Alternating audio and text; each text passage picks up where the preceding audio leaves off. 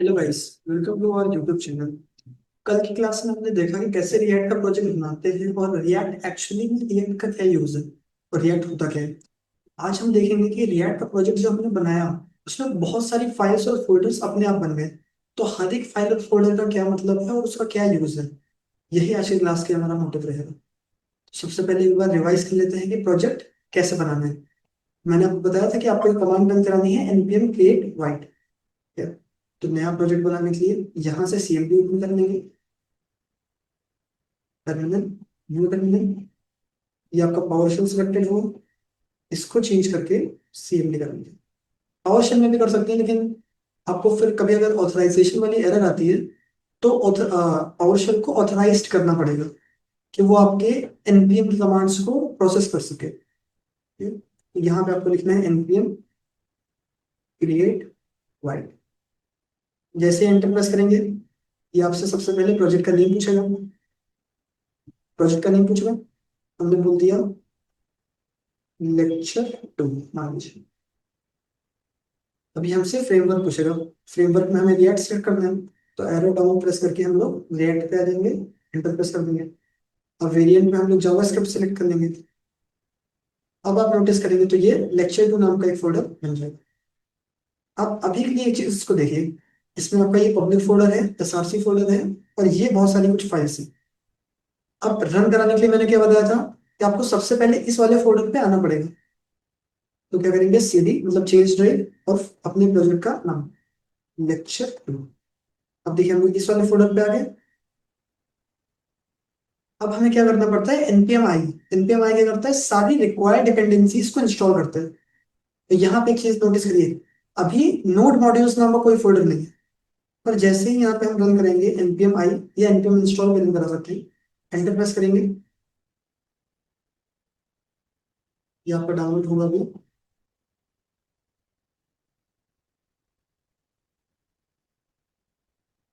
अगर अब आप यहाँ पे नोटिस करें तो यहाँ पे नोड मॉड्यूल्स नाम का एक फोल्डर आ गया।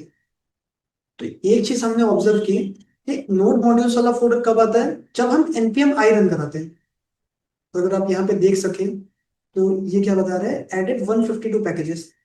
एडेड 152 पैकेजेस मतलब 152 अलग अलग तरह की फाइल्स npm i करते ही इंस्टॉल होंगी आपके प्रोजेक्ट में। और इसे रन कराने के लिए हम लोग क्या कमांड रन कराते हैं, npm run dev। Enter press करेंगे तो आपका प्रोजेक्ट 5173 पोर्ट पे रन हो जाएगा। यहाँ से फॉलो लिंक पर क्लिक करेंगे और ब्राउजर सेलेक्ट कर लेंगे, और ये आपका प्रोजेक्ट यहाँ पर रन हो रहा है। ये प्रोजेक्ट का डिफॉल्ट स्ट्रक्चर है, मतलब डिफॉल्ट बॉलर प्लेट है जो आपका रिएक्ट और वाइट आपके लिए करके देता है।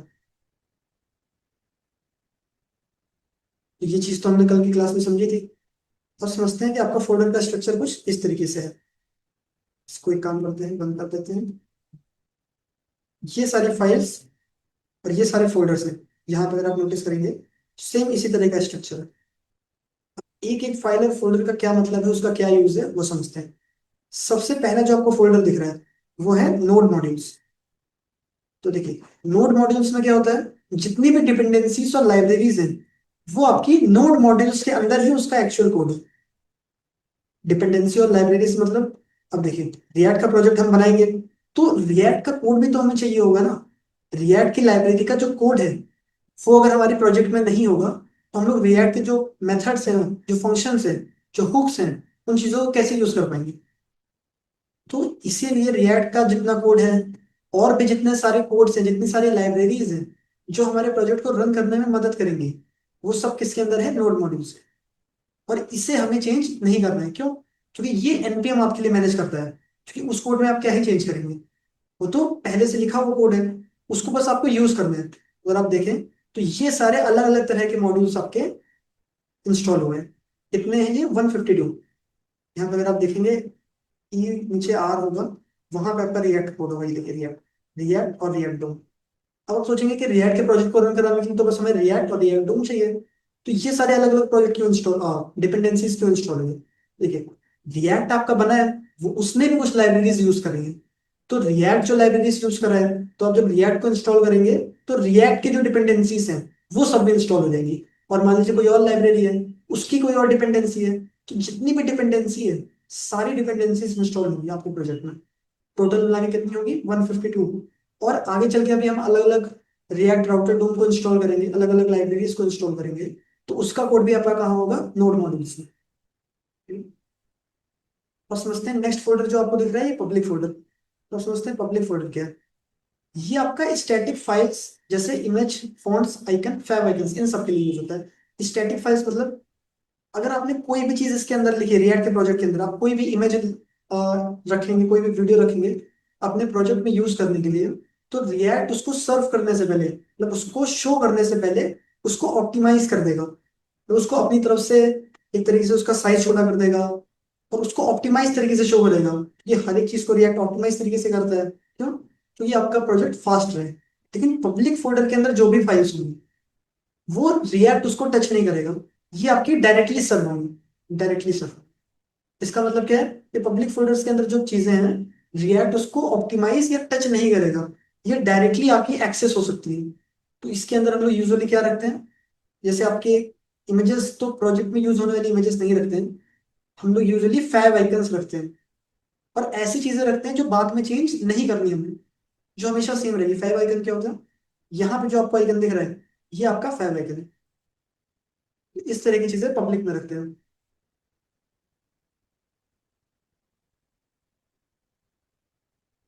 नेक्स्ट आपको फोल्डर दिख रहा होगा एसआरसी फोल्डर। यही आपका मेन फोल्डर है। क्यों? क्योंकि सारा जो कोड हम लिखेंगे वो एसआरसी फोल्डर के अंदर ही लिखेंगे। एसआरसी मतलब आपका सोर्स। यहाँ पे लिख लीजिए, सोर्स मेन फोल्डर। लेयर का सारा कोड हम इसी के अंदर लिखेंगे। एसआरसी के अंदर भी आपका अलग एक स्ट्रक्चर है। अगर आप एसआरसी को ओपन करेंगे तो आपको इस तरह का स्ट्रक्चर देगा। अब एक पहला फोल्डर आपको दिख रहा होगा एसेट्स।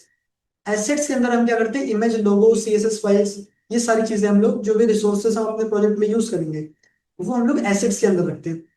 अब आपके दिमाग में क्वेश्चन आ रहा होगा कि एसेट्स के अंदर भी हम लोग इमेज और ये सारी चीजें रखते हैं और पब्लिक के अंदर भी हम लोग वो सेम चीजें रखते हैं, तो इन दोनों में डिफरेंस क्या है? कि मैंने आपको क्या बताया, पब्लिक के अंदर जो भी चीजें आप रखेंगे रिएक्ट उसे टच नहीं करेगा, तो इसके अंदर हम लोग यूजुअली फाइव आइकन्स रखते हैं। और एसेट्स के अंदर बाकी सारे जो रिक्वायर्ड रिसोर्सेस हैं हमारे प्रोजेक्ट के लिए, हमारे प्रोजेक्ट में जो इमेजेस यूज होंगी, जो वीडियोस यूज होंगी, जो फॉन्ट्स यूज होंगे, अगर कोई फॉन्ट डाउनलोड हमने किया है, तो वो सब हम लोग पब्लिक एसेट फोल्डर के अंदर रखते हैं।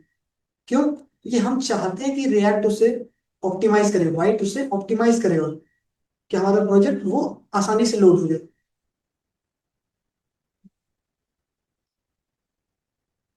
फिर आपको एक फाइल देख रहे थे ऐप डॉट जेएसएक्स। अब यहाँ पे जो जेएसएक्स एक्सटेंशन है, इसका फुल फॉर्म क्या है, जावा स्क्रिप्ट एक्सएमएल। अब अभी नई जब हम लोग फाइल्स बनाएंगे, नए कंपोनेंट्स बनाएंगे, तो उसका एक्सटेंशन भी आपको जेएसएक्स रखना है, या जेएस भी रख सकते हैं, तो उसे भी समझ जाता है। तो ये आपका मेन एक कंपोनेंट है, ऐप कंपोनेंट है। ये जो आपको चीजें शो हो रही है, ये आपको ऐप की वजह से शो हो रही है। तो इसका कोड आपका ऐप डॉट जेएसएक्स में लिखा है। कंपोनेंट्स मतलब मैंने आपको कल की क्लास में बताया था कि हर एक चीज को छोटे छोटे कंपोनेंट्स में बांट दिया जाता है। आपका बहुत बड़ा पेज है, उसको छोटे छोटे कंपोनेंट्स में बांट दिया जाता है, और जहां पे वो चीज जरूरत है हर जगह वही कंपोनेंट यूज कर लेंगे। जैसे मैं अगर आपको इसको और प्रैक्टिकली दिखाऊं, मान लीजिए ये आपकी वेबसाइट है, तो ये जैसे आपका एक हेडर है। हर एक पेज में अगर आप आएंगे तो हर एक पेज में इस हेडर की जरूरत है। अगर आप बेसिक एचटीएमएल से बनाते हैं इस चीज को, तो आप क्या करेंगे, आप अलग अलग पेजेस बनाएंगे, हर एक में ये हेडर वाला कोड कॉपी कर देंगे, यही करेंगे। लेकिन रिएक्ट में क्या है, आप एक हेडर नाम का कंपोनेंट बना देंगे, और हर एक जिस भी फाइल में आपको जरूरत है बस वहां इस कंपोनेंट को कॉल कर लेंगे। ये होता है आपका कंपोनेंट। अब इसे ये देखिए, ये जो चीज है, एक कार्ड है समझ लीजिए, सेम यही कार्ड है, सेम ये भी यही कार्ड है। तो बस आपको एक बार डिजाइन करना है। तो इसको मान लीजिए आपने एक कार्ड नाम का कंपोनेंट बना दिया, उसमें ये सारे फीचर डिफाइन कर दिए कि जब यूजर इसके अंदर आएगा तो ये बॉर्डर आ जाएगा और इसका कलर चेंज हो जाएगा। और सेम इसी, बस आपने इस डेटा को चेंज कर दिया इसी कंपोनेंट में, वो दोबारा से यहाँ पे यूज कर लिया, फिर दोबारा से यहाँ पे यूज कर लिया, तो ये आपका कंपोनेंट एक माना जाएगा। एक कंपोनेंट इसको बना देते हैं। लेकिन यही चीज हमने होम वाले में भी देखी थी, ये भी आपका एक कंपोनेंट हो गया। ऐसे आप देखेंगे तो अलग अलग तरह के आपको बहुत सारे कंपोनेंट्स मिलेंगे। अब देखिए ये भी एक आपका एक कंपोनेंट है। जैसे कि ऐप डॉट जेएसएक्स आपका पहला कंपोनेंट है जो लोड होता है, तो यही कंपोनेंट आपको यहाँ पे शो हो रहा है अभी के लिए। ऐप डॉट सीएसएस क्या है, सीएसएस तो आप फैमिलियर होंगे। ये आपके ऐप कंपोनेंट के लिए सीएसएस फाइल है। यहाँ पे देखिए, यहाँ पे जो सीएसएस अप्लाई हुई है, ये जो ऐसे मूव हो रहा है, ये सब इसी की वजह से मूव हो रहा है, इस सीएसएस फाइल की वजह से। अगर आप इसे हटा देंगे, देखिए पूरी सीएसएस हट गई, पर अभी भी आप देखेंगे जैसे डिफॉल्ट में आता है उस तरीके से नहीं आ रहा। तो ऐसा इसलिए हो रहा है क्योंकि आपकी एक index dot C S S file हुई है। अभी के लिए उसको रख लेते हैं। Index dot C S S file में भी आपने कुछ मेन सी एस एस लिखी है, जो मान लीजिए आप यूनिवर्सल सी एस एस कह सकते हैं। मतलब पूरे प्रोजेक्ट के लिए जो एक सी एस एस फाइल है, वो आपकी index dot C S S हो गई। अब एक और फाइल आपको यहाँ पे दिख रही होगी, मेन डॉट जेएसएक्स। ये क्या है, यही आपका स्टार्टिंग पॉइंट है।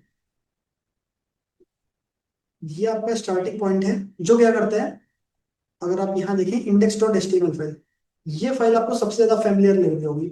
जब हम एचटीएमएल से भी प्रोजेक्ट बनाते हैं तो हम एक इंडेक्स डॉट एचटीएमएल फाइल ही बनाते हैं। तो अगर मैं आपको सिंपल तरीके से अभी बताऊं कि इसको प्रैक्टिकली भी थोड़ा समझेंगे। मेन डॉट जेएसएक्स क्या करती है, एक तरीके से ऐप डॉट जेएसएक्स वाला कंपोनेंट इस इंडेक्स डॉट एचटीएमएल में लोड करती है, रेंडर करती है। अगर आपको याद हो, कल की क्लास आपने देखी होगा, तो उसमें हमने देखा था कि अगर हमें बिना प्रोजेक्ट बनाए, बिना ये सेटअप करे रिएक्ट का प्रोजेक्ट बनाना है, तो हमें क्या करना पड़ता है। तो हमने क्या किया था, एक ड्यू बनाया था जिसकी आईडी रूट थी। इस रिएक्ट की और रिएक्ट डोम की सीडीएन हमने कॉपी कर ली थी। मैं अगर आपको दिखाऊं थोड़ा सा,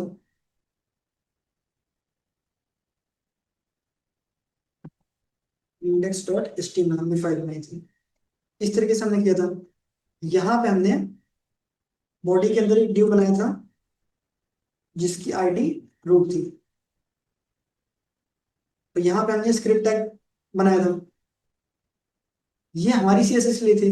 और दो सीडीएन हमने कॉपी करी थी, रिएक्ट और रिएक्ट डूम की। और फिर रूट एलिमेंट बना के एक H1 हमने बनाया था, और इस ड्यू के अंदर उस चीज को रेंडर कर दिया था। तो वो जो चीजें हमने की थी, वही चीज आपका मेन डॉट जेएसएक्स करता है। ये सारी चीजें सबसे पहले इंपोर्ट हुई हैं। अगर आप देखें, क्रिएट रूट, यही मेथड हमने भी कल यूज किया था रिएक्ट डॉट क्रिएट रूट। यहाँ पे रिएक्ट डूम से डायरेक्टली से इंपोर्ट कर लिया गया है, तो इसलिए इन्होंने सिर्फ क्रिएट रूट लिखा है। देखिए document dot get element by ID. तो अगर आप इंडेक्स डॉट एचटीएमएल में आएंगे, तो ये देखिए ये आपका एक ड्यू है जिसकी आईडी क्या है, रूट। इसी ड्यू को यहाँ पे सिलेक्ट किया गया है, document dot get element by ID root. और इसमें रेंडर क्या किया गया है, ऐप वाला कंपोनेंट। ये स्ट्रिक्ट नोट क्या है कि आगे चल के भी समझेंगे, इसको चाहे तो हटा भी सकते हैं, इस चीज को भी यहाँ से हटा सकते हैं। देखिए यहाँ पे सीएसएस इंपोर्ट की गई है।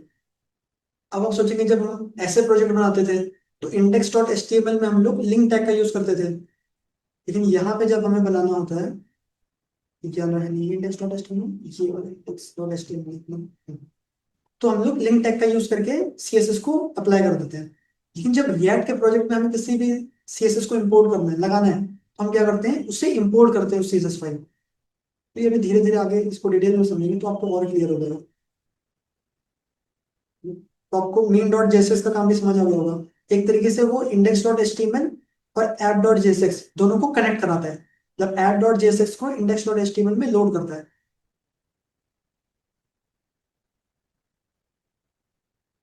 अब नेक्स्ट आपकी इंडेक्स डॉट एचटीएमएल फाइल, यही आपकी फाइल है जो मेन रन होती है। और रिएक्ट ऐप क्या होता है, इंजेक्टेड इसी वाले ड्यू के अंदर आपका पूरा रिएक्ट का कोड आ जाता है। अगर इसको मैं प्रूफ कराऊँ आपको, ये आपका रिएक्ट का प्रोजेक्ट है। आप डेवलपर मोड में आइए, राइट क्लिक करिए, यहाँ इंस्पेक्ट पे आइए, यहाँ एलिमेंट्स में आपको पूरा कोड दिखता है। बॉडी में देखिए ये आपका मेन ड्यू है, रूट। इसी के अंदर देखिए आपके सारे ड्यू और सारी चीजें। तो एंड में आपका कन्वर्ट तो ये इसी चीज में होता है ना, एंड में आपका रिएक्ट का कोड भी कन्वर्ट तो प्लेन एचटीएमएल सीएसएस और जावास्क्रिप्ट में होगा ना। तो वो पूरा किसके अंदर लोड होता है, इस रूट वाले ड्यू के अंदर।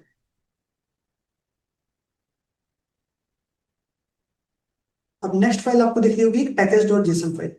पैकेज डॉट जेसन फाइल क्या है, जो भी डिपेंडेंसीज हमने इंस्टॉल करी है उसके बारे में और हमारे प्रोजेक्ट के बारे में बहुत सारा मेटा डेटा मतलब डेटा के बारे में डेटा, तो हमारे प्रोजेक्ट के बारे में सारा data package dot JSON file में होता है।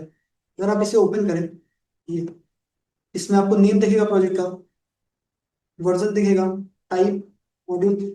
स्क्रिप्ट्स में आप अपनी कस्टम स्क्रिप्ट्स भी बना सकते हैं। जैसे जब हम npm रन डेव कराते हैं तो एक्चुअल में ये कमांड रन होती है आपकी, मतलब वाइट कमांड ये तो रन करा सकते हैं तभी आपका प्रोजेक्ट स्टार्ट हो जाएगा। लेकिन npm रन डेव से भी यही वाइट वाली कमांड आपकी रन होती है। तो ये इसलिए करते हैं कि अलग अलग, आप मान लीजिए आप वाइट का यूज करके प्रोजेक्ट बनाएंगे, व्यू का यूज करके प्रोजेक्ट बनाएंगे, तो सबकी उसको रन कराने की अलग अलग कमांड्स होंगी। तो ये क्या करती है, एक universal command npm run dev, dev नाम से इस कमांड को रिप्लेस कर देते हैं कि अब आप डेव रन कराएंगे तब भी ये रन होगा। तो आप किसी से भी प्रोजेक्ट बनाए, आपको कमांड याद करने की जरूरत नहीं है। आप बस npm रन डेव करेंगे और उस प्रोजेक्ट के हिसाब से जो कमांड है वो आपकी रन हो जाएगी। आप चाहते हैं आप लिखें स्टार्ट हो जा, या आप लिखें स्टार्ट, तो आपका प्रोजेक्ट रन हो जाए। तो आप क्या करेंगे, आप स्टार्ट नाम से कमांड बना सकते हैं, तो यहाँ पे लिख सकते हैं वाइट, ये आपको कॉमन करना पड़ेगा। तो अगर आप npm रन स्टार्ट लिखेंगे तब भी आपका प्रोजेक्ट स्टार्ट हो जाएगा। आप इस तरीके से अपने किसी भी नेम से कमांड बना सकते हैं।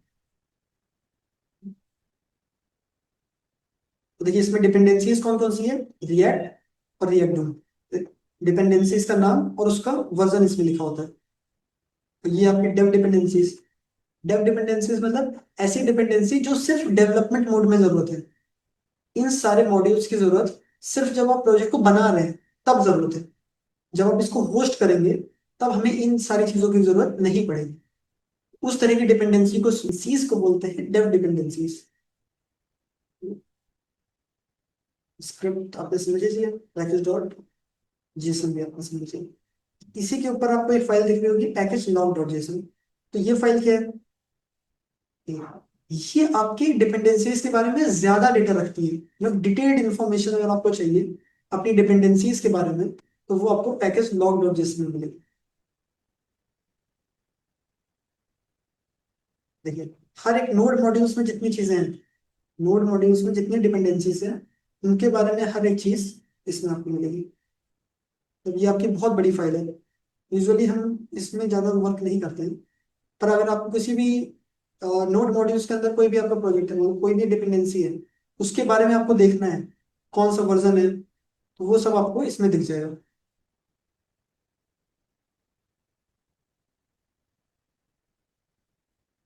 तो पैकेज जो जिसमें में क्या होता है, आपके प्रोजेक्ट के बारे में इंफॉर्मेशन और डिपेंडेंसीज के बारे में थोड़ी थोड़ी इंफॉर्मेशन होती है।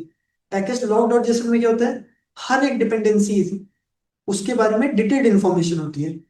और नोड मॉड्यूल्स में क्या है, उस डिपेंडेंसीज का एक्चुअल कोड आपका नोड मॉड्यूल्स में।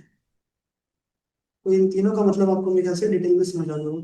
ये रीडमी डॉट एमडी क्या है, इसमें हम लोग अपने प्रोजेक्ट के बारे में लिखते हैं कि प्रोजेक्ट हमने किस लिए बनाया, कौन सी कमांड्स रन होगी, तो उसके बारे में लिखते हैं कि कोई दूसरा यूजर हमारे प्रोजेक्ट को देखे तो रीडमी डॉट एमडी से वो हमारे प्रोजेक्ट के बारे में समझ जाए कि हाँ अच्छा अच्छा ऐसी ऐसी चीज है।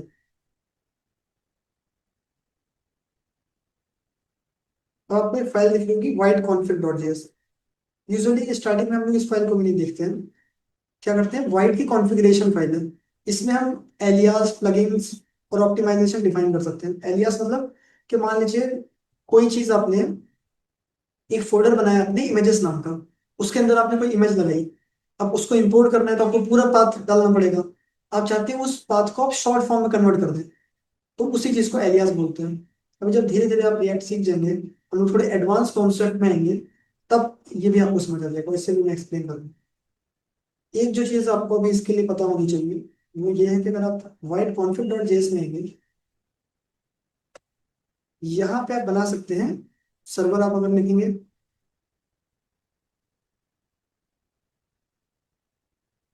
तो यहाँ आप बता सकते हैं कि किस पोर्ट में आपका प्रोजेक्ट रन हो। डिफॉल्ट में 5173 होता है, आप चाहते हैं 3000 में आपका प्रोजेक्ट रन, तो आप पोर्ट में अगर 3000 पास कर देंगे तो ये आपका 3000 पे रन होगा। तो हर एक चीज, हर एक पूरा फोल्डर स्ट्रक्चर हमने समझ लिया। अब समझते हैं एक्चुअल हमें अपनी कोडिंग करना स्टार्ट करना है, तो हम कैसे करेंगे। मान लीजिए आज के लिए सिर्फ इतना देखेंगे हम कि एक हेलो वर्ड हम लोग रिएक्ट के प्रोजेक्ट में अपनी तरफ से कैसे लिखेंगे, और ये तो हमें चाहिए नहीं, तो इसे कैसे करेंगे। तो इसका कोड मैंने आपको बताया था कहाँ पे होता है, ये होता है आपका ऐप डॉट जेएसएक्स में। तो मेन हमें कोडिंग कहाँ लिखनी है, ऐप डॉट जेएसएक्स में। यहाँ पे जितनी चीजें हैं आप कंट्रोल दे करके इसको हटा दीजिए। App dot C S S में आइए, यहाँ जितनी सी एस एस है उसको हटा दीजिए। Index dot C S S में आइए, यहाँ जितनी सी एस एस है उसे हटा दीजिए। अब समझिए आप बिल्कुल फ्रेश से अपने प्रोजेक्ट की कोडिंग स्टार्ट कर सकते हैं। मतलब डिफॉल्ट जो आपको व्हाइट और रिएक्ट की बॉयलर प्लेट मिलती है, अब उसे आप हटा सकते हैं। तो अभी मैं आपको बता देता हूँ कि आपको कैसे बनाना है, कैसे लिखना है। कल की क्लास में डिटेल में समझेंगे कि कैसे आप पूरा कंपोनेंट बनाते हैं और हर एक चीज का क्या मतलब है। तो अभी के लिए आपको ये समझना है कि आपको एक फंक्शन बनाना है ऐप नाम से, और रिटर्न के बाद अपना एचटीएमएल आप लिख सकते हैं। समझे, आपने एचटीएमएल लिखा,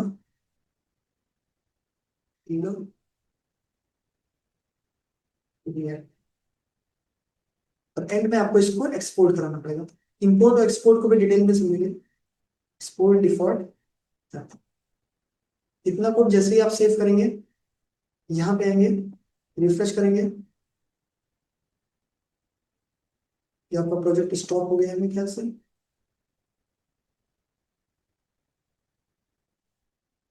मेरे ख्याल से हमने वहां पे पोर्ट चेंज कर दिया ना, npm रन डेफ करेंगे, तो ये आपका देखिए 3000 पर आना भाई। अब यहाँ पे आके 5173 की जगह हमें करनी है 3000। अगर आप देखेंगे तो हेलो रिएक्ट होगा यहाँ पे। तो आज के लिए इतना ही रखते हैं, इस चीज को आप अच्छे से प्रैक्टिस करिए, फिर कल से समझेंगे कि अपना कंपोनेंट पूरा हम कैसे बना सकते हैं। अगर आप चाहते हैं कि ये सारी फाइल्स को डिलीट कर दें, आप अपनी तरफ से किसी नेम का बनाएं कि ऐप डॉट जेएसएक्स आपका स्टार्टिंग में स्टार्ट ना हो।